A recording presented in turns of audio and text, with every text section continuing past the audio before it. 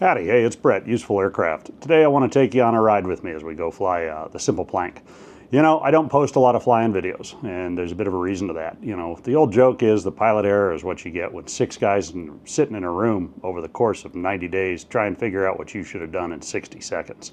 Well, you know, that's a little like posting an FPV video. There's a million folks that love to dissect it and try and figure out what you're doing wrong. Anyway, suffice it to say that, you know, all precautions were taken, the legal hurdles were crossed. I was flying in a FRIA, the airplane is equipped as required.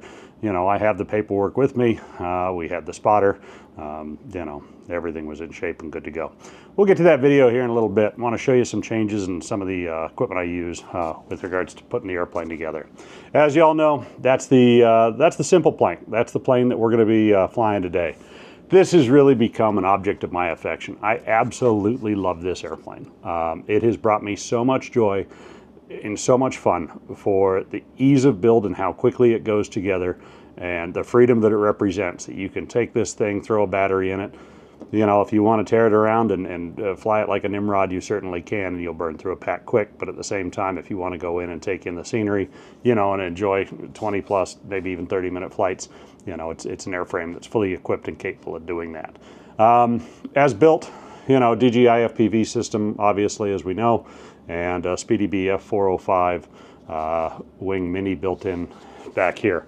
GPS lives back there as well. I have it plugged into a USB battery pack right now. You know, this is something I would encourage you to look at. Grab yourself one of those. If you turn around and build one of these airplanes while you're sitting on the road and maybe you're, you know, a couple hundred or a couple thousand miles away from the last place you initialized that GPS, it's going to need to figure out where it is. Now, you can plug your ship's battery into it, but at the same time, the ship's battery is going to power up the FPV system, and that's going to start getting hot in a hurry. You know, then you're going to deal with a camera overheat. It'll cool down when you're in flight, but what's the point of doing that? Simply put a USB power bank, plug that into you know, the USB-C port that's exposed. You can see it just right here, just in front of the GPS and whatnot. And that'll allow you to warm start your avionics and get that initial seed fix. I typically, I don't plug a battery in after that and try and transition power. The GPS, if the battery, you know, has any life left in it, you know, if it's a modern GPS and has, you know, remembers its position, you should be able to unplug the power bank and then plug your ship's bat in before you go flying. And in doing so, you know, you'll have a warm start and you'll have a fix in probably, you know, 15 seconds or thereabouts. A couple of build tips that I'll show you. You know, one that I found, and this was a recent acquisition, I don't know why I didn't do it earlier, came from stuff that I saw on, you know, some of the work airplanes. There's a little bit of wire wrap. Picked this up on Amazon. You know, you can see this is, oh, I don't know. It says it's 1/8 of an inch, probably about 4 millimeters or thereabouts up close. This is what it looks like. And it is a tube that can be expanded and can be thus used to encapsulate soft silicon wires. Where do we have soft silicon wires?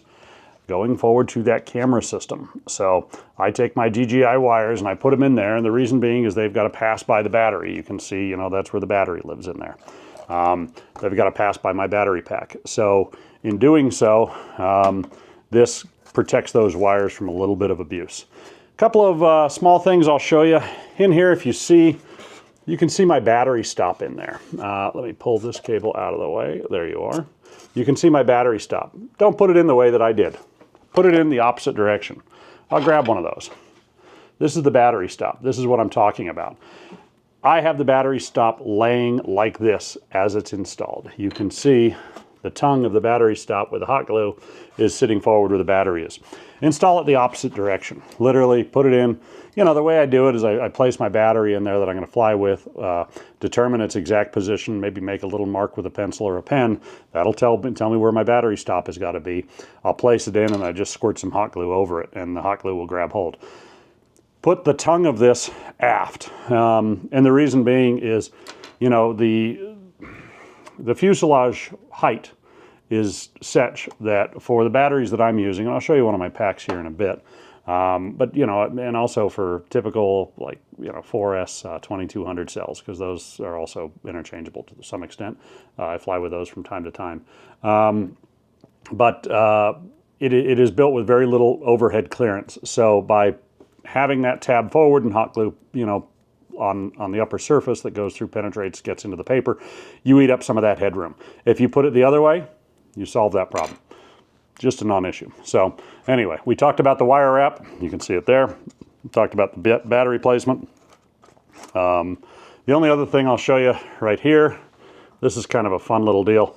I don't know if you can see the mark itself. There is a tiny black dot right there. You see that? That mark exists for a reason. I build these things using, this is from another airplane, but these are quad motors. And the only challenge with the quad motor is that sometimes they have reverse threading on them. And that's great because typically what they do is they'll give you either a nut that's silver and maybe a finished nut, and with some sort of surface protection on it. And what those will delineate is a clockwise or counterclockwise nut. Well, the downside is when you lose 1 million of those and you buy replacements cheaply on Amazon, they come packaged and painted similar, and you'll discover that, yeah, sure, these are separate, but when they're sitting in a bag and you reach down and grab one, you realize they're going the wrong direction. That little mark, I put that on there after I install the propeller and put the nut on, and that tells me what direction to turn it in order to loosen that propeller. The other reason is that, these prop nuts, they just tend to get tighter and tighter if you're running the direction God intended. If you're running them, opposite, well, hopefully you have a good nylock and they'll hold. I'm not too persnickety about it. Sure, I do try and get it to go the correct direction, so it is a self-tightening fixture. But at the same time, that little dot tells me when I grab hold of an airplane that I may not have flown in some time, what direction in order to loosen. So just a thought there, just a simple little mark. Worst come to worst, you change your mind, you put something on, reverse motor polarity, go the other direction. You can always take a little bit of rubbing alcohol and take that off. A couple other things just to think about. These airplanes obviously need to be plugged into a laptop.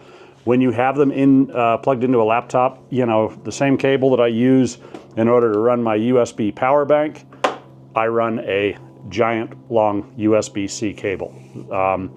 Guys, I see them doing it with old cell phone charging cables, and remember, not all USB-C cables are created equal. Some are charging only, some have data.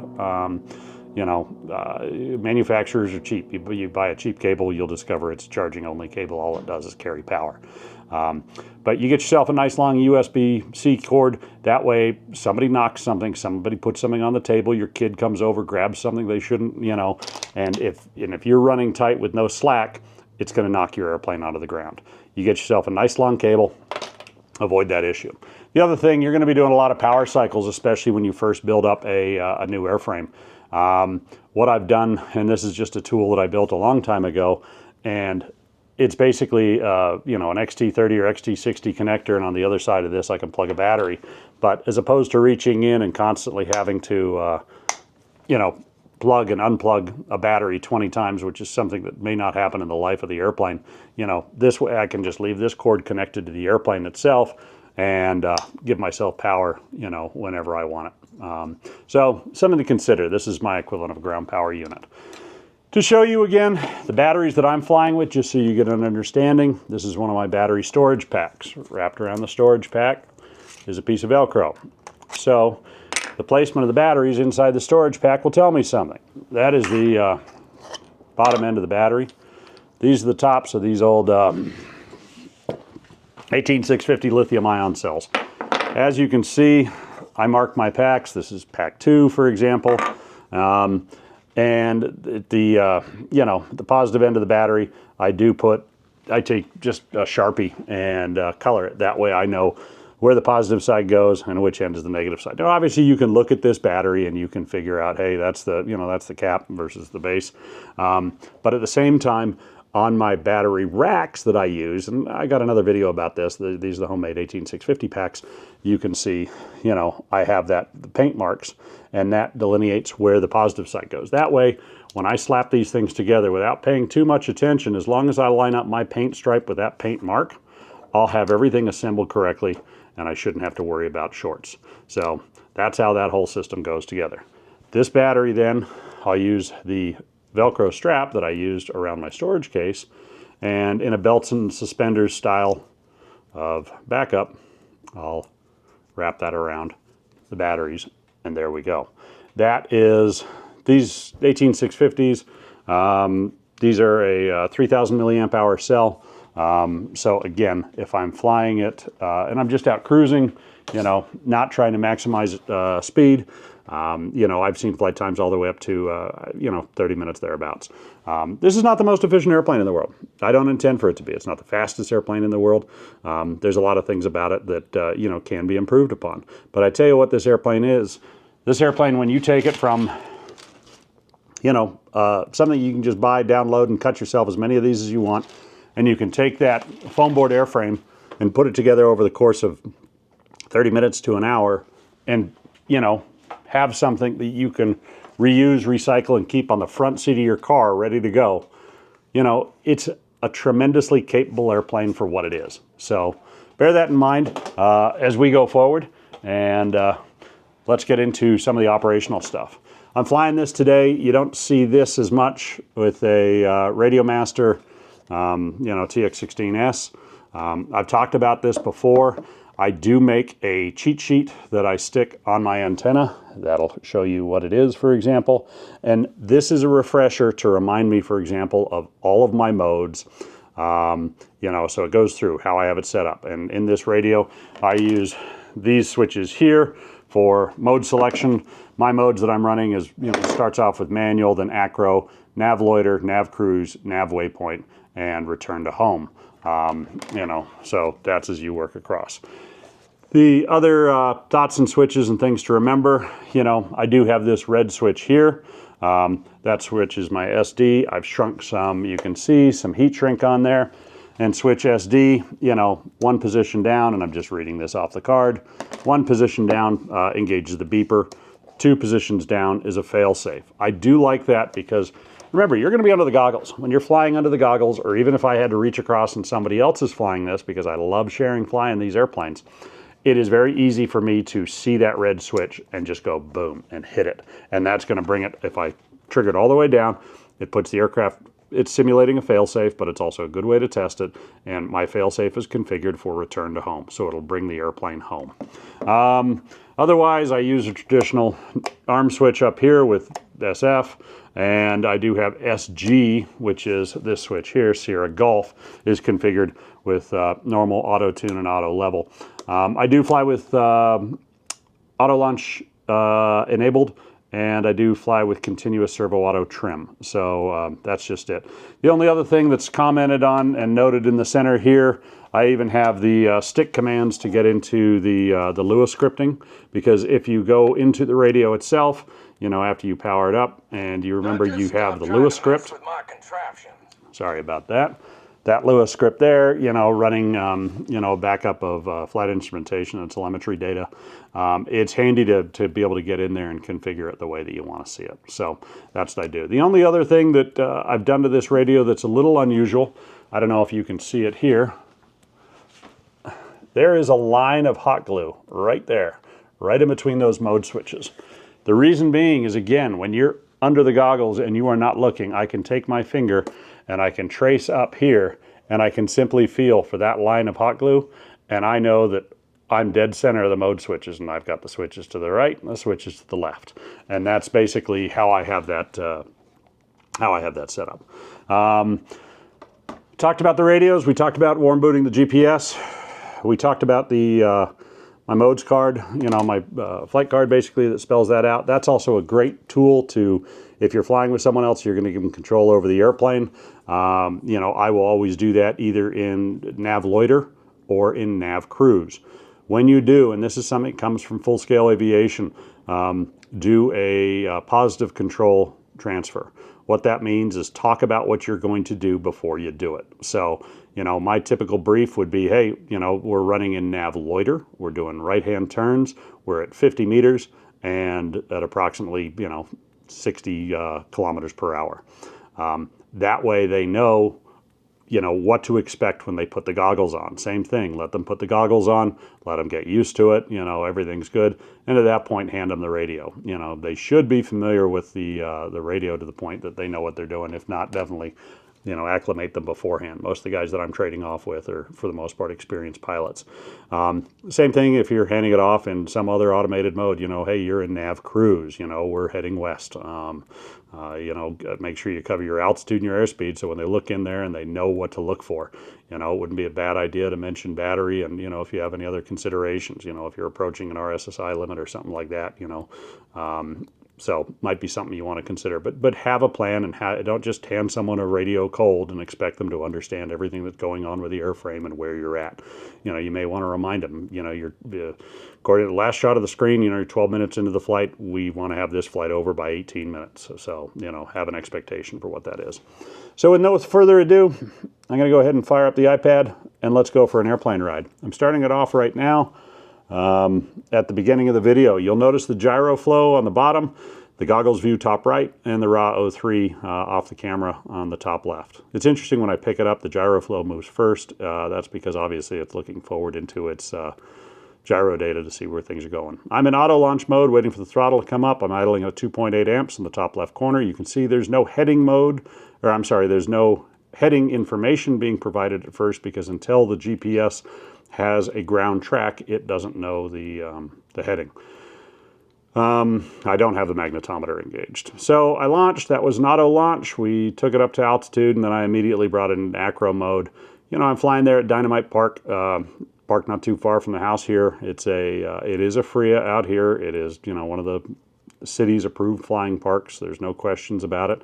And on this particular windy and cold day that I was out there flying, and I apologize, it wasn't a super smooth morning, but, you know, I want to show you the reality of flying on an average Joe day. And this is something that I really do enjoy about fixed wing flying. You have to do some of that pilot stuff, and it's fun to take into account the wind and to think about what it's doing and how it impacts your flying, how it impacts your power consumption and the trip and the overall mission you're trying to accomplish. But, you know, I think it gives you a realistic view of how this airplane does on a muddy, wrestly, windy, bumpy day. And that's what we're looking at here.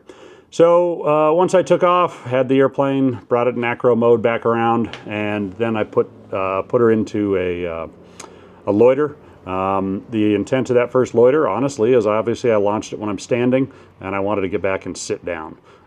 You will notice that is one of the sloppiest launches that I have ever done. The airplane rolled over 90 degrees, and that was just bad throwing. I literally stumbled as I was about to release the airplane, and I thought I was going down. I'll give auto launch and iNav all the credit in the world. She managed to recover just fine. Talk about some of the stuff in the heads-up display. You know, I'm going to start at the top left. You know, we have battery voltage and then throttle position. You know, as I'm looking at it right now, we're in the 40s somewhere, drawing about 6 amps. And honestly, that's a pretty good cruise power setting, somewhere in the 5-6 amp range. When you see that S with the, I don't know, it's made of different symbols, that means you're running manual throttle. When it has a pair of question marks, and then this is the top right quadrant of the HUD, you know, or you're in a navigation or any automated mode where the flight controller is managing the throttle position, instead you'll see that that manual S, that the throttle position indicator, will go away, and it'll say that the computer is controlling the throttle. I display kilometers per hour, you know, that's on the left side, and on the right side is my altitude in meters. Why do I use that? I'm a metric guy. There's a lot of stuff in here that we use that is metric. You know, I mean, your distance to home is you know, displayed in feet. Everything that I use in building this, by and large, is metric. I'm terrible at fractions, you know, so I try and stick to one unit of measure. I mean, you can look, there was a very famous rocket accident that was caused by conversion errors. So anyway, I try and avoid as many of them as I can. Talking now, let's back into the goggles view, looking up top. Obviously, I run the compass rose along the top. Remember, the compass won't have any detail until the aircraft is actually moving. I've had guys say, oh, you know, I'm powering it up, working on the workbench, and I have nothing. Well, you know, in my builds, I don't engage the magnetometer. they're fine. They tend to be somewhat problematic, and I don't know. I just I'm not in love. I'd rather deal with track versus heading, which is what we do. Heading is the direction the aircraft is pointed, unless your aircraft is very large and has two separate GPS units that are extremely precise, which I guarantee you none of us do. It is difficult to determine the aircraft's heading based on GPS data alone. You know, a compass is very easy to determine the aircraft's heading. However, the compass will not tell you the aircraft's track. The GPS will tell you the track. The track is the movement as plotted across the ground. And when you're navigating to or from waypoints, track is obviously the more important bit of information than heading, because your heading will be impacted obviously by factors such as wind. So, you know, I understand and appreciate the fact that we're just using track on this. This is a simple, lightweight system. I'm not trying to be expensive. I'm trying to build these things fast, get out, have a lot of fun, tear them apart when I'm done, bring them home and build them up again. You know, top right quadrant of the goggles view, you know, I have my link quality there. I've heard arguments over link quality versus RSSI versus a lot of things. My thoughts on all of this is, yes, those are all very valid points, but do better and just have a good return to home system enabled. A good return to home, you know, a good fail-safe will save your ass, because I've seen these link qualities go from amazing and wonderful to all of a sudden drop off for no apparent reason. You know, is it because somebody's running a poorly shielded microwave oven or something that just jammed my ELRS signal? I have no idea. I mean, there's no way to know. So I don't get lost in having three different variables up there, you know, and instead that's where right now I'm just running link quality and then GPS, you know, satellites. You can see on the screen, otherwise, there's the DJI flight timer with a blinking red icon indicating that you're recording. You know, altitude at this point, I'm cruising along at, you know, 85 meters. And then below that, the standard DJI, you know, information provided through their O3 system. You'll notice at the bottom in the center, I don't use latitude and longitude. Latitude and longitude, just, it's, there's better ways of doing it, especially for what we're doing. This is the Google Plus short codes. I don't think it's actually Google. I think it's just the Plus short codes is what they call them. And, you know, I have it reduced in terms of the number of characters it's displaying. And I use that in order to find my airplane in the event that it goes down somewhere in the desert and I can't find it. When you reduce the short code, you know, the Google Plus code all the way down to as I have it there at P2 Victor 8 plus 57, I can type that into Google Maps and it will take me to that exact location. Because I have removed many of the leading digits off of this, I would have to know, for example, that I am in Phoenix, and then type Phoenix, Papa 2 Romeo 8 plus Romeo Golf, and that would take you to that exact position where it was flying at the time. You know, I like that concatenated system. I like a less data, or actually more data for less digits, I guess. I don't know. It's just easier. I mean, you read me off a 10-digit lat long, you know, and I do stuff like that for work, and there's a lot of opportunity for error, so I kind of keep it simple. Anyway, you can see, I take off, I fly a lot in acro. I don't know, several flights ago, I had gone through my auto-tune and auto-trim, my auto-tune procedure. The auto-tune on this airplane yielded a roll rate. It was calculating at 220 degrees per second. I'm interested. I actually think it should be higher than that, but you know what? This airplane handles just fine.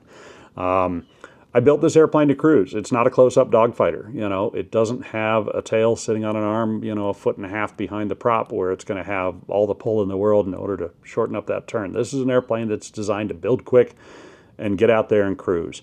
I'm cruising here. You can see right now the 2 question marks showing the throttle position at the top left corner, and, you know, cruising somewhere close to 70 kilometers an hour. I'm not aiming for the most efficient, but what I'm trying to do here is have an airplane that's fun to go out and explore. You know, these are planes that I can tell you, if given the opportunity and in the right circumstances and everything else, and a regulatory environment that provided for it, you know, we've proven these systems out. You know, I mean, the DJI, you know, timeout limit, they say, is 13 kilometers. The ELRS limit has been proven to be well in excess of that. This airframe, as I built it and designed it, has got excellent propagation for radio signals in terms of both receiving and transceiving those signals. You would have no issues approaching those hard limits. It's really a joy to get out there and go fly, but you know, sadly, we've sold out to bigger business in terms of the regulatory environment, so that is not something legal. As you can see, though, for maneuvering in a confined area, you know, she does well. You know, it's fun to fly. Just don't get yourself down low, cruising over the ground, going slow, and think you can pull up all of a sudden, you know, as you approach that tree line. You got to remember, you don't have a whole lot of pitch authority until you have the airspeed. Now, once you have the airspeed, you can pitch to the moon, but it may take you 2 or 3 seconds in order to build that airspeed. And in that time, you're going to be doing this slow, mushy pitch change, which is going to do nothing but increase your drag at that point. So just be cognizant of that. You can get out and tie it up, and it is loads of fun to do that. Just keep your energy high. And I mean, you can talk to any acro pilot or you know, guys going out flying, doing crazy stuff with even full-scale aviation. I mean, energy management is the name of the game. So it is a very capable airplane. It just has an envelope in which it has good characteristics to fly. You'll see that was actually, I don't know, that was the wife and a friend of hers. We were the only idiots at the park on this particular day. It was windy and cold and not a lot of fun. Phoenix is somewhat menopausal in its weather right now. We were supposed to be 80 some odd degrees today. Yet the other day, sitting out there, it was in the 50s and breezy, and nobody wanted to be outside. You will notice that I don't have anything blinking on my display unless, well, of course I say that, there's 13 amps at 67% power. Anytime I go above 10 amps, you know, I will have the ammeter blink to me. Anytime that the battery drops below, I think I have it set for 12.5 volts, it will blink. Nothing is supposed to be blinking unless there's a problem or it's trying to get your attention. You know, at the end of the day, you want to reduce the number of distractions you have as you get out there and go flying. And the best way to do that is to just have everything present the data in the most boring means necessary. And, you know, the most boring means is just steady state information. I don't put dancing, blinking icons. I love and I watch guys that go out and fly and you know, have these heads-up displays that are, distracted on about 15 different levels. And I am not that guy. I want this thing to sit and give me data and data only, unless there's a problem. And if there's a problem with something, I want it to call my attention to it, and the way to do that is to blink.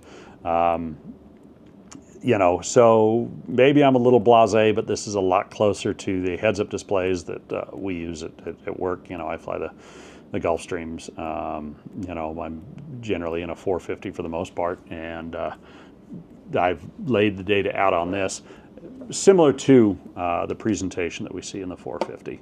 You know, if the video is synced up right, and I got my timing, a little bit of low altitude there as I cruised across the ground. I was trying to catch some shadows so you can see in the shadow if you look on a couple of these, but honestly, the sun was too high in the sky, so you could plainly see that the shadow is of the plank. It is this exact airplane that's flying. You know, you can see there's the skid pad underneath. You know, she's got, I don't know, a couple of marks on her.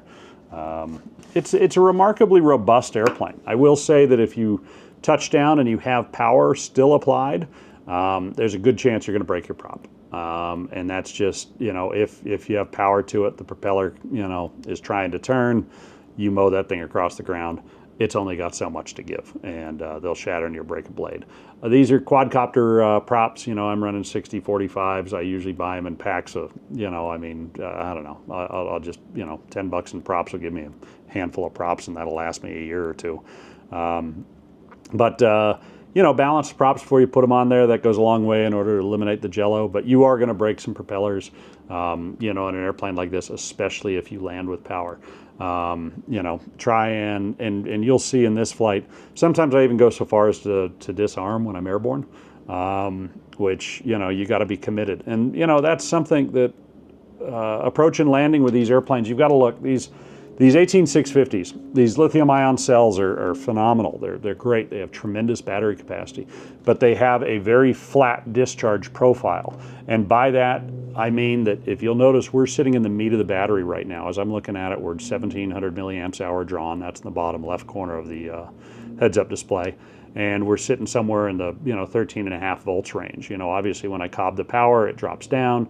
You see some battery sag there, but then as I come back off the throttle, the voltage ends up going back up. Yeah, I just got it blinking there as I was, climbing up back to 50 meters. And, when it touched at 12.5, 12.6, the battery voltage started dropping. Now, I still have plenty to fly in this. I mean, remember, with these cells, guys will say you can safely go down to 3 volts per cell. I've heard guys even say 2.8. And honestly, the only, don't listen to anybody about that. Get into the MSDS, get into the material manufacturer's, spec sheet for it. And take a read of exactly what they're saying to discharge these two. Here we are, we're coming in for a landing. The other videos, yeah, they clipped out, and I am very curious. Either, the goggle view saves in, they cut it up into about 3, I want to say it's a 3 gigabyte file, and you'll get a couple of them, and I could be wrong, I don't remember. But I wonder if it was just closing out the last file right as I was coming into land and disarmed, but I don't know. I honestly don't know why the DVR on board the aircraft did not record that part. You notice it cut out about 10 feet away. The other thing that's kind of fun is you watching that flare. Of course, the wind was gusting and I came down. Approach speed in this, typically if you come in somewhere around the 40 kilometers an hour, you'll have a decent pitch response and still be able to get a good flare and touch down nicely. On a calm day, that'd be a good idea. This was anything but a calm day. It was a gusty day. And I came down, I was carrying too much energy into the flare. I flared high, and then I ended up in that situation where, congratulations, you are now high and really slow, and what you don't want to have to do is try and recover without adding power. So either way, that's the flight. I love this airplane. It's for everything that I designed it to be, and I'll snub the camera as it should be. Snug it just up. I mean, it's clean, the camera stays cool. There's really nothing to it. You got 2 servos, ELRS, you got 1 antenna here, you got another antenna running like that back there. GPS receiver in there, flight controller, tremendously capable. And as you can see, what Gyroflow does, I mean, it's phenomenal. This video should honestly just be a love letter to Gyroflow, because the guys that went out and put all the effort into building Gyroflow and making video that, as you can see, on a turbulent, bumpy day, turned it into something that just looks like butter. I mean, those guys are some brilliant dudes. Anyway, that's it. I'm glad you could go flying. If it's something you're interested in, usefullaircraft.com/shop. I've got the STL files, everything you need with the exception of the electronics and whatnot in order to build yourself one of these. And the beauty of these STL files, print them out, go out and cut as many of these things as you want. You're never going to run out of airframes. I do have some other stuff that I want to show you. We'll get around to that, but I appreciate your time. Have a great week.